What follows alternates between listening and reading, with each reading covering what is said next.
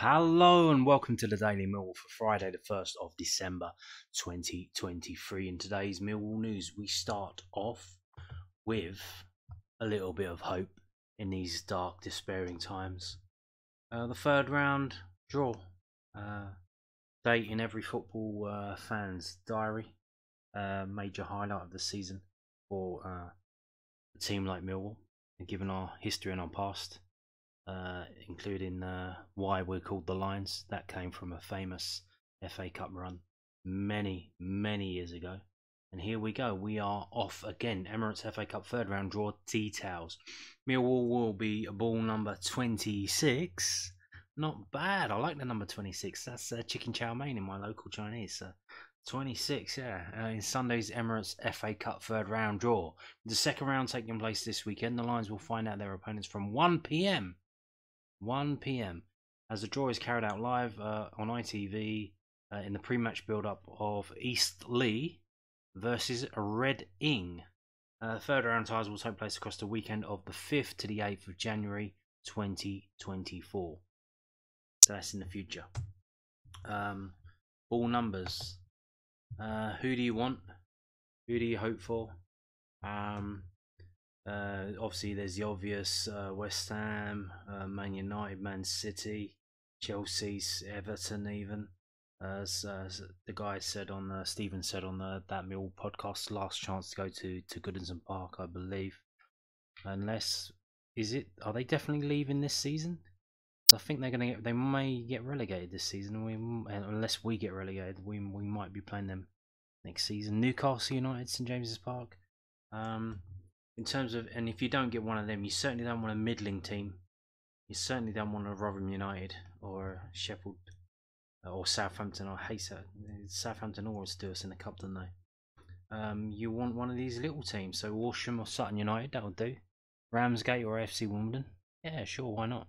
Newport County, well, not Newport County away, because that might be a bit of a tough game. But one of these little teams, so either a massive big team, which given the current state that we're in might be a bit of remember when we played Spurs and they beat us quite handily, was it 5-0 in the end? Or so you're basically going for the day out, or what should be a very easy game that you can win. Now some news though. Forest Green Rovers versus Blackpool has been postponed because of an investigation into the Forest Green Rovers' previous match. So we've already had one team thrown out of the FA Cup for not following the rules, so we may get another one. Blackpool away in January. Why not? How about Grimsby Town away? That'll be fun, won't it? Bit of fish and chips. But yeah, there you go. So Sunday 1 p.m. we'll find out who it is. You can watch it live on ITV or just follow it on the forums or on Twitter, and you'll find out soon enough who we got drawn against. But there you go. Ball number 26, chicken chow mein. Moving on to this from the southwarknews.co.uk. Joe Edwards explains how far Kevin Nisbet is away from starting and why he benched Jake Cooper for Mill's clash against Ipswich. The 3 matches the head coach has taken charge of so far has given him food for thought. Kevin Nisbet is not far off returning to the first team, according to Millwall head coach Joe Edwards. Scottish striker came off the bench to score a skillful goal in the Lions' 3-1 defeat at Ipswich Town on Wednesday night. It was the only positive from an otherwise woeful evening for Millwall, and Edwards has made clear he was not impressed. But he is positive about Nisbet's prospects of making his first start since the 2-2 draw with Hull City in early October. Asked how far Nisbet was from getting into the lineup, Edwards told News Then, "Oh, he's not far. It's good to have good competition. I was pleased for him to get his goal. We spoke before the Coventry game about how we wanted to put more balls into the box and the type of balls, and we didn't do it. So it's pleasing to see that Longy executed it, and Niz was there to finish it. Oh God, he's very quickly morphed into Gary Rowett. He's with the nicknames Longy, Long Man, not George Long. Don't panic, everyone. He's not come back. And Niz was there to finish it. He took it well, of course. You want a lot from your strikers, like work and pressing, which Tom Bradshaw offers a lot and he makes himself difficult to drop for that alone sometimes in how hard working he is. But sure, when you get your opportunity to come up on the pitch like Kevin did and take it with a goal, it gives me a nice selection problem up at that end of the pitch. Yeah. Who needs goals when you get someone who runs around a lot? Jesus. The team sheet against Ipswich revealed that Jay Cooper had surprisingly been dropped to the bench for the first time since August 2022, a run of 59 championship starts in a row. Cooper also did not come off the bench, marking the first time he has not appeared at all in a league game for Millwall since November 2021, a run of 89 consecutive matches. Edwards said, it was a bit of rotation. There's been a high demand of high-speed actions for the whole team since we started working with them. That's probably a bigger change to the boys at the back end of the pitch. Attacking players are used to those high speeds and explosiveness with pressing and stuff like that. But I was conscious that there were 3 games in a week and there was going to be fatigue at some point in that back line. Jake's a big guy, but we would have been okay to play. But we also have Sean Hutchinson, who has been a great servant to the club. Since the day I come in, he's been training really well. So I wanted at one point to see Hutch in the team and just made that decision to rotate it in that area. Yeah, I've said this before. Why now we have all these subs and you get teams literally changing their entire forward line to bring on fresh legs? Why isn't a team, that maybe there is a team out there who's doing it, change your defenders? Like, I know it's probably, I understand why they're doing it, because it's not, but if you do it and you mess it up, it's really fucking stupid. Like, if you change the goalkeeper for a penalty shootout. But if, like he said, if they've been doing a lot of work and then they seemingly get a bit fatigued and a bit tired, just change them out. Maybe change them both at the same time. I don't know, but it's I don't know why someone isn't doing that. It seems to be a strategy that might work, or maybe it doesn't, and I'm an idiot. I don't know. Having only recently returned from injury, Duncan Watmore did not make the squad due to a minor knee issue. Edwards said, I felt Duncan came on and had a positive impact in the Coventry game, and then the days leading up to Ipswich, he had a big bit of a reaction in his knee. That was uncomfortable, so he was out of the game. He actually rejoined the group for training yesterday, so that will be one we have to assess over the next 24 hours as to how ready he is to play a part in the game. Yeah, he's got a knee issue that needs to be managed, so there you go. He's a good player, but he can't play a lot of games. Moving on to this from londonnewsonline.co.uk, the South London Press's online website. Seemingly an interview with Andy Myers. Andy Myers on joining sleeping giant Millwall, plus he's playing coaching education at Chelsea. Andy Myers' desire to be back coaching was central to his decision to swap SW6 for SE16. If you didn't know, SW6 is, I believe, the postcode for Fulham, and the former defender has been Chelsea's lone player, technical coach, helping prepare the likes of Romelu Lukaku and Callum Hudson-Odoi for temporary exits before making the move to Millwall. Myers has linked back up with Joe Edwards, who was appointed the Lions head coach last month. He was celebrating his 50th birthday watching comedian Mickey Flanagan in Brighton when he got a call from Edwards. It was a bit of a whirlwind, said Millwall assistant coach Ed Myers. I knew Joe was going for the job, but he didn't know what the outcome was going to be. I'd gone away for the weekend and Joe rang me and said, I've got it, are you interested? Yeah, I'd always spoken about wanting to take that next step. It's a great club and a great opportunity. They don't come around too often. It was something I wanted to do because I'd stopped coaching for a year and then I was coaching but not on the grass as much. It went quite smoothly, and with Chelsea they could have dug their heels in if they wanted to, but the loyalty I've shown towards them meant it was a mutual respect thing, you know. I was so pleased they did it that way so we could have hit the ground running. Joe's an exceptional coach. His attention to detail on the field, but also he's realistic. It's important you're honest in your man management. He went away to do senior football with Frankie as well. He's learned a lot from the coaches he's seen at Chelsea, but he's also learned a lot about himself. He's always stayed true to himself, and that's important when you're dealing with senior players. What I've seen and when I've spoken to him, he has honesty and integrity. He gives everything, and that is literally what you have to do. You won't see the work that goes on behind the scenes. He will want the same from everyone around him because it isn't just about him, it's a joint effort. Millwall's a big club, and for me it's one of those sleeping giants. I remember them back in the day. Myers started on Chelsea's books as a player and was part of their squad that won the FA Cup and UEFA Cup Winners' Cup in the latter half of the 1990s. Injuries curtailed him to 106 first-team games for the Blues. He won the Young Player of the Year award in the 1990-91 campaign. He also featured in the Premier League for Bradford City before 2 prolapsed discs in his back forced his retirement in 2005. Ouch, that's not good at all. I picked up so many injuries at key points in my career, he said. I look back, and if I knew some of the things I do now, then I might have stayed fitter. The season I was probably looking to start at Chelsea was 92, and 2 weeks before at Enfield Town I went in for a ball, and I probably shouldn't have gone for, and I got an ankle injury. Unknown to me, for the next 4 years I'd cracked a bone, so there would be times I'd open the ankle joint and a piece of bone would get caught in the joint. I just carried on training because nobody knew what it is. Finally they did discover there was a bit of bone hanging on that tendon which I'd cracked in that tackle. The injuries may have stopped me developing more, but I couldn't look back and say there was anything I wasn't happy with because I sustained quite a long career. And there were good parts. You got to manage the downs because managing the ups is the easy part in football. Hounslow-born Myers shifted into coaching at grassroots level when one of his son's teams, Hold Isleworthians, one of his kids, Zane, was on the books at Chelsea but is now at Swansea City.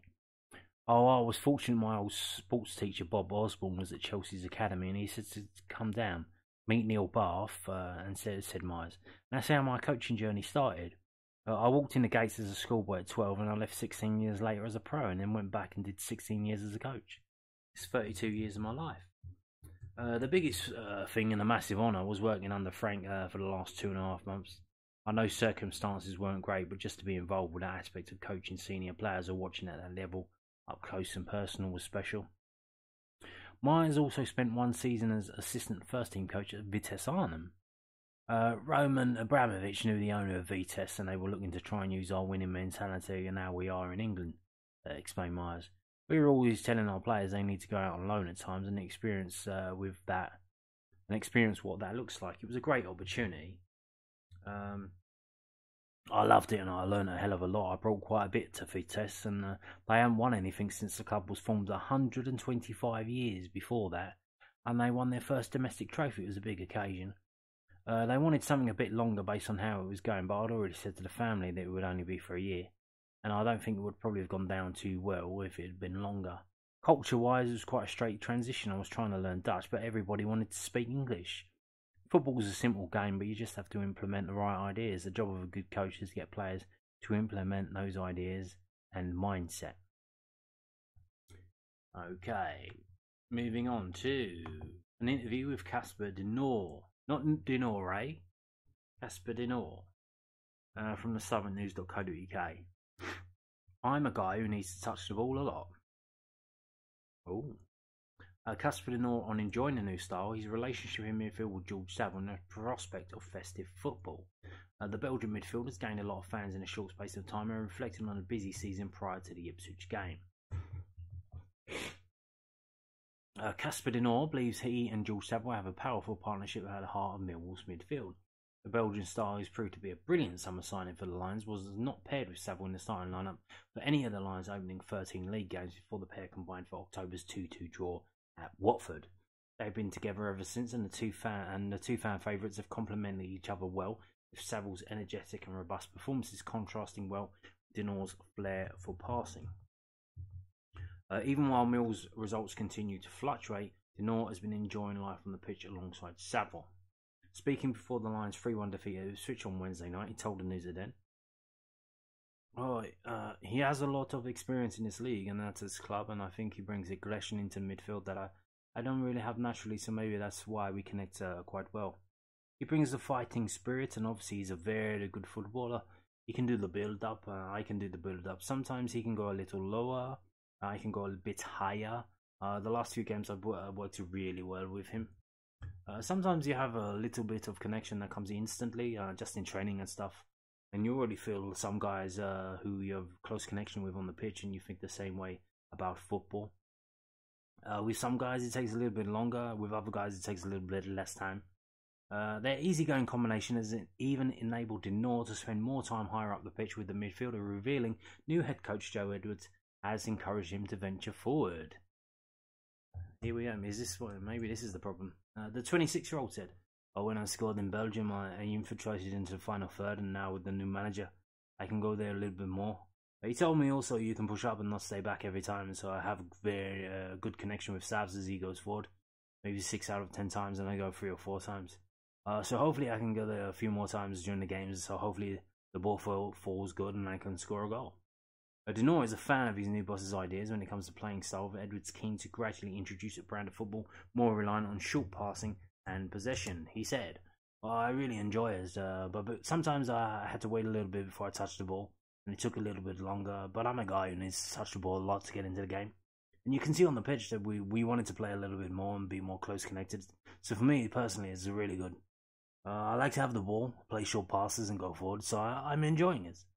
The first few weeks we worked on a few things that are going to be important, and after time you're going to go to build the details, and hopefully after a few months we not only play well but get good results to combine them." Did you hear that, everyone? We only have to wait a few more months before we get some good results. Having spent his whole professional career in Belgium before arriving at the Den in July, De Norre will get his first taste of English football's unique and intense festive schedule over the coming weeks. He says he's excited for the non-stop flow of games. He said, "I'm looking forward to it because I always like to play a lot of games. The only negative thing is at Christmas time is I can't go and spend time with my family. It's nice to have a lot of games to play, and it will be something new to me as I'm used to having a small break over winter." And that is it. So there you go, De Norre telling us, don't worry lads, it'll only take a couple of months before we start getting some decent results. Now, moving on to looking ahead. This is from londonnewsonline.co.uk, tomorrow's match, team news. So Danny McNamara could return to Millwall squad for Saturday's home game against Sunderland, with Duncan Watmore also resuming full training ahead of the visit of his former club. The Lions will still be without left-back Joe Bryan for the visit of the Black Cats due to a groin injury he sustained against Blackburn in late October. Joe Bryan hasn't returned to training with a new group yet, but he's progressing well out on the grass with his individual rehab, said Millwall head coach Joe Edwards. Joe will still be at least another couple of weeks before featuring in games. Duncan Watmore played the final 30 minutes of last weekend's Den defeat to Coventry, was absent for Wednesday's 3-1 loss to Ipswich. A knee injury had kept him out for 5 matches prior to returning against the Sky Blues. Duncan was a bit disappointing one because he had a positive impact against Coventry, said Edwards. Then we had a slight irritation with his knee, so we lost Duncan the day before the game. He did rejoin us for training today on Thursday, so we'll go again tomorrow and assess the fact that, yes, he's back out on the grass, but now how is he ready to be back involved in the game after missing out on Wednesday? Danny's been out for a couple of weeks, but he returned to training with the group for the first time today, so he's in the same position, available in terms of not being injured and ready to play a game after a few weeks out, so we'll have to assess that one tomorrow. So there you go, team news. Who is out? Who is in? Moving on to the Millwall message board for tomorrow's game. Another edition of the Millwall message board has dropped. Below are the messages sent into millwallfc.co.uk ahead of Saturday's Sky Bet Championship fixture against Sunderland. Happy 40th birthday, Scott McAllister. There he is there, drinking a pint of Sisk. Not bad at all. Happy 60th birthday to George. Have a fabulous day and enjoy your celebrations. Lots of love. Di, George, Nicola, Jordan, Peter, Julia, Sally and Andy. And there he is there, sitting in, what is that, block 6? Or standing in block 6. Happy 80th birthday. Love Maureen, Daryl, Michaela and Geraldine. So there you go. I think that's the guy on the left. And there you go. If you want to send a message in, you email it to slo@millwallfc.co.uk. Home games only, of course. Matchday mascots for tomorrow's visit of Sunderland. Here we go. Introducing Millwall's matchday mascots for Saturday's visit of Sunderland. Jack Shooter. Saturday's Junior Lions mascot is Jack Shooter, age 12. Jack goes to Harris Academy in Rainham, Essex, and his hobbies include watching Millwall, playing football, playing on his PS5, and go-karting. Jack's favourite player is Jake Cooper. Well, let's hope Jake plays tomorrow then, and he predicts a 2-0 win for the Lions this weekend. Next up is Mia Dobson. Mia is 12 years old and she enjoys playing football, athletics, and going to watch Millwall every weekend. Mia attends the Billericay School and her favourite Millwall player is Tom Bradshaw. She predicts a 2-1 win for the Lions. Next up is Archie Harris. 4 years old, Archie is. His hobbies include playing football, reading, and playing on his Nintendo Switch. Archie's favourite player is Zion Fleming and he hopes the Lions will win 3-1 on Saturday. Next we have Bertie Bond, who is not even a year old. He's 11 months old. Bertie enjoys eating a lot, trying to say Millwall, and no one likes us. Bertie likes Zion Fleming. Okay, and he hopes Millwall win 3-1. We hope you all have a fantastic day. Now, so, will we have a fantastic day? I don't know. This is the historical record of Millwall versus Sunderland games at the website 11v11.com. This isn't a game that we've played a lot, actually. We've only started playing Sunderland since the 1970s. I don't know why it is. I think they may have been down in like Division 4, Division 3 for quite a while before they made their way up and we kind of started playing them. So we haven't played. We've played them 20 times at the Den. We've only lost to them 4 times. And we haven't lost to them since 1995, which is 5 games ago. Now, what do I say about streaks in these videos? Streaks need to end sometime. You can see before that there was a previous streak that lasted from 1985 to 1995, so a 10-year streak, and that was, what was that, 7 games without a defeat. So we are now on 5 games without a defeat. But the last 2 have been 1-1 draws. 2023, 2018, 2004, 2 games in 2004, April and November. One was in the FA Cup. Do you remember that one? The 4th of the 4th of the 4th. What a game that was. That was probably, well, I think that was 100% better than the final. The final was a massive letdown. But winning that semi-final and then realising, holy shit, Millwall are in the fucking FA Cup final. Hey ho. Let's go. Wow. Shit, where is it? Oh, it's being played in Cardiff because Wembley isn't built, so that was a whole new thing. Normally we just get the Jubilee line from London Bridge or Bermondsey all the way up to Wembley, and we had to figure out how the fuck we're going to go all the way over to Cardiff. What a day that was. Fantastic. Timmy Cahill, remember that? Good times, good times. Hopefully we'll get back to those good times soon. Maybe when we get an actual manager to coach.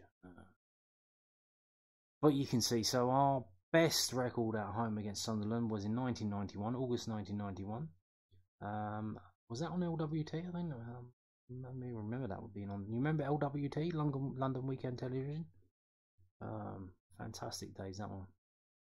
When football rights were worthless, so the local TV channel would have them on. Yeah, 4-1, and our biggest defeat at home against them was 4-1 in 1974. That was in August, so that was probably at the start of the season. Will we get beat by a record score? Will we get beat by more than 4? Will it be 4-0, 5-0, 6-0? I don't know. Yes. Yes. But like I said, only 20 games, only 4 defeats at home to Sunderland. Now, moving on to this from WhoScored.com. For some reason, they're only going back 4 games. We have not lost in the last 4 games at home to Sunderland. We've won 2 and drawn 2. In those 4 games, they've scored 3 goals. We've scored 6. And there's only been one clean sheet, and that was us in 2004 when we won 2-0. If you look on the right hand side, match facts, there have been over 2.5 goals scored in 5 of Millwall's last 6 championships. There have been over 2.5 goals scored in 5 of Millwall's last 6 games in the championship. but most of them not by Millwall. Millwall seen under 2.5 goals in their last 3 home matches against Sunderland in all competitions. So let's scroll down past this. I don't want to see that. Can we get past this shit? Okay, no, it pops up at the end. Oh, that's great. So here we go in the table. Okay, thank you. Isn't modern technology wonderful, ladies and gentlemen? So looking at the table, they are 11th. We are 19th. I don't know if you know. Did you know QPR won today? They went up to Preston and won. They won 2-0 at Preston. So, yeah. Actually, while we're at it, let's have a little look see. So here we go. QPR are now 4 points behind Millwall. They've won their last 2 games. Huddersfield have won and drawn their last 2 games. Yeah, should you be worried? Yeah, sure, why not? At what point do you think we're going to drop into the bottom 3? Boxing Day? So, as I said, they are 11th. They've lost their last 2 games. We are 19th. We've lost our last 2 games. They've scored 28 goals in 18 games, conceded 21. We have scored 20 in 18 and conceded 25. So let's go back and just focus on. So let's have a look at the form. So in our last 6 games, we've won 1, drawn 1, and lost 4. Scoring 8, conceding 11. They have won 2, drawn 1, and lost 3. Scoring 7 and only conceding 7. That's 14th in the table for them. So if we go back to the main table and go, so home games, home form, we know our home form is dog shit. We haven't won in our last 5 home games. Field of Den though, yeah? Field of Den. 1-2, drawn 1, lost 6 of the 9 in total. Scoring 7 goals. So if you've got a season ticket, you have scored Millwall. If you've got a season ticket, you've seen Millwall score 7 goals at home. Whereas if you've got Sunderland a season ticket, you've seen 17 goals.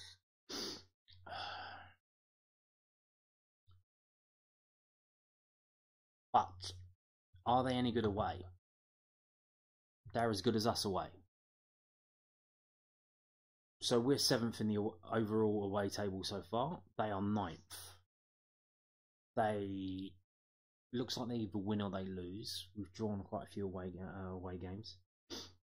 They've only conceded 9 goals away from home. That's averaging 1 per game.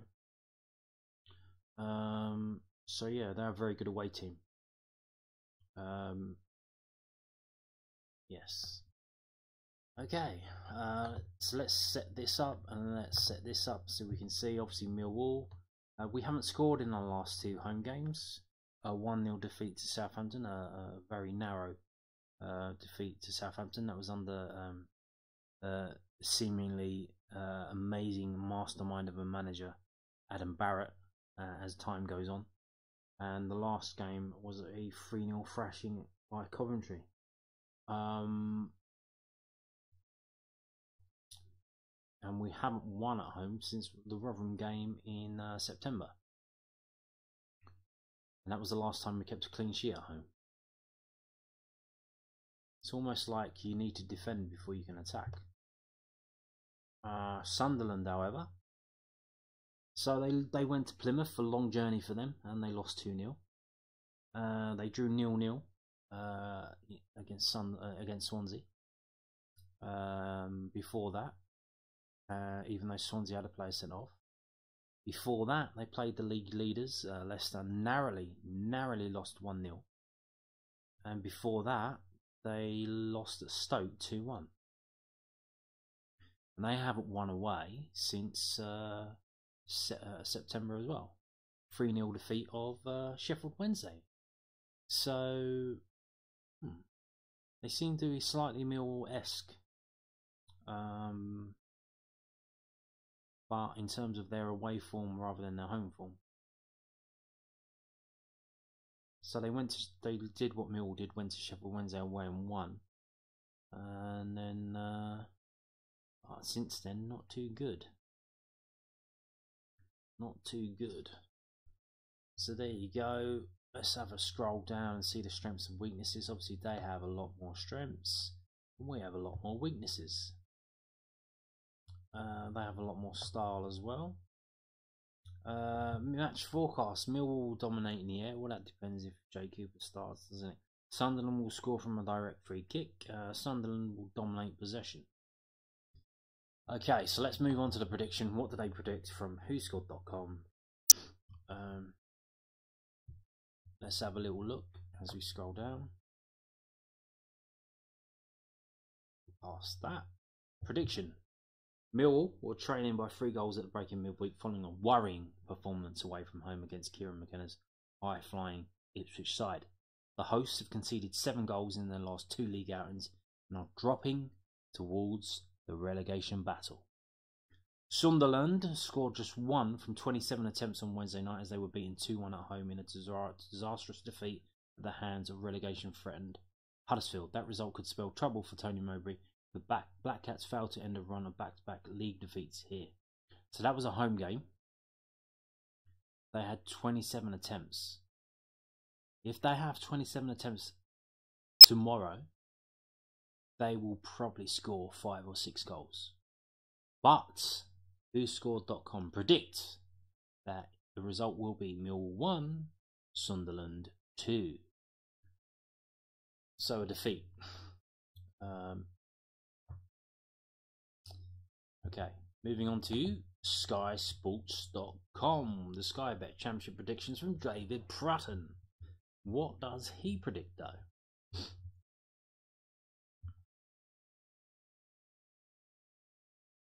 How far down are we? I don't know. Still scrolling.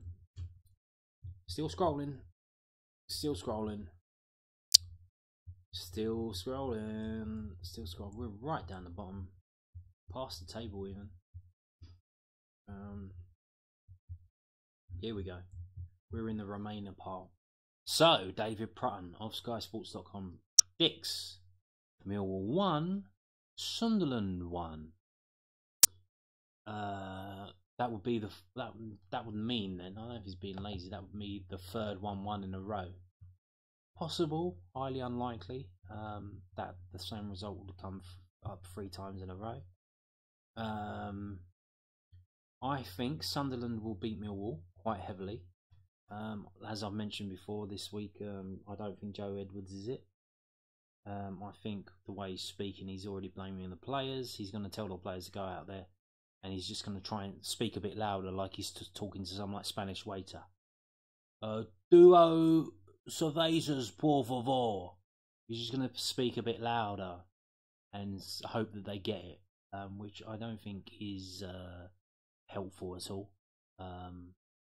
We'll see the team he puts out if he just keeps going. Like I said, if he keeps on keeping on with what he's trying to do, going full steam ahead with all the changes, big trouble in Little Millwall. So, their biggest result was in 1974. They won 4-1. I think it's going to be 6-0. Genuinely believe it's going to be 6-0. This is, yeah. It's either going to be 5 or 6-0. It could be as much as 6-0. I think it's depending if Sunderland won it. I think Tony Mowbray is not going to be like Kieran McKenna. He is just going to keep putting to the sword, because I think he's wily enough to know the goal difference is very much needed. And not only that, but a massive result like that will be very good for his team's confidence after their recent poor results. So coming away to Millwall and winning 5 or 6-0 will be very good for them. So I think he will just keep on keeping on. Wasn't he in charge of Blackburn? No, he wasn't. He wasn't in charge of Blackburn. No, that was the other guy, wasn't it? But yeah. This is disaster. We'll see what team gets put out. We'll see what tactics play. The guy's already, he's blaming the players and not understanding the tactics already. he's digging them out in public.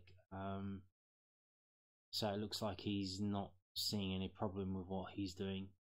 Trying to win a Formula One race with a Mini Cooper. It's like you can't do that. You can't do what you're trying to do with the players we've got. So you need to adapt your style a little bit. I don't think you will. I don't think you can. So yeah, I think it's going to be a sad day.